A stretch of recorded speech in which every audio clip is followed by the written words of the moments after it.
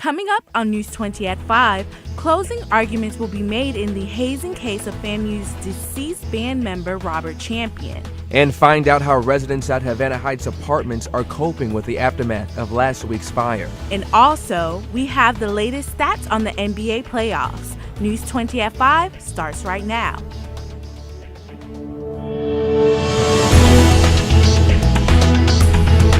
From the highest of 7 hills in Florida's capital city, covering every corner of the Big Bend, this is the award-winning News 20 at 5 Live.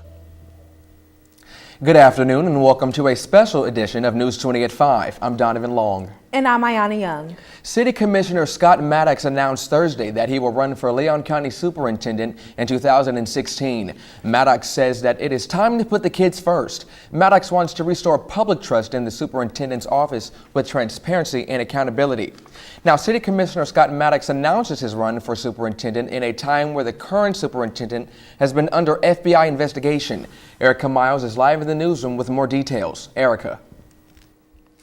That's right, Donovan. The Leon County School District has been under investigation under current Superintendent Jackie Pons.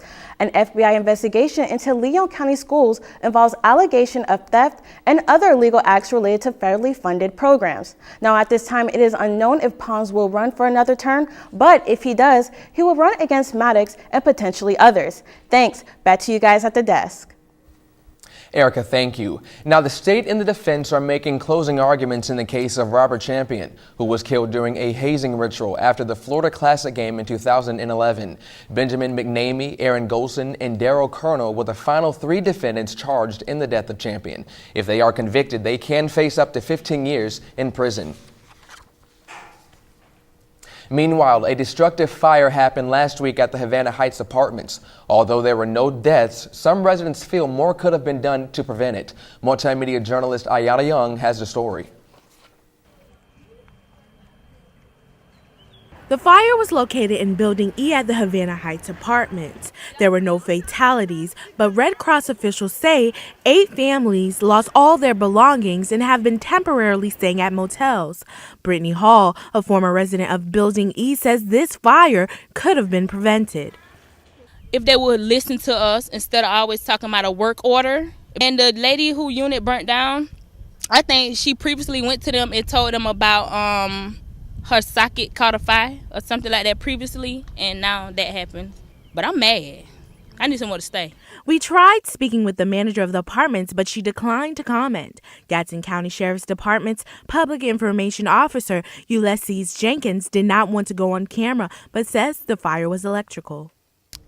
As you can see behind me, there is burnt clothing and drywall in front of the E building at the Havana Heights apartment where a fire happened a little over a week ago. Sharon Tyler, the executive director for the local chapter of the American Red Cross, says there were over 40 people involved in the fire, and the majority of them are children. Now it's about moving forward. Our client caseworkers work individually with each family to make sure that they've got a recovery plan, and then we work with them on their plans to help them get placed. I'm Ayana Young for News 20 at 5. And if you would like to help the displaced residents of Havana Heights Apartments or simply donate to the Capital Area Chapter of American Red Cross, call 850-878-6080.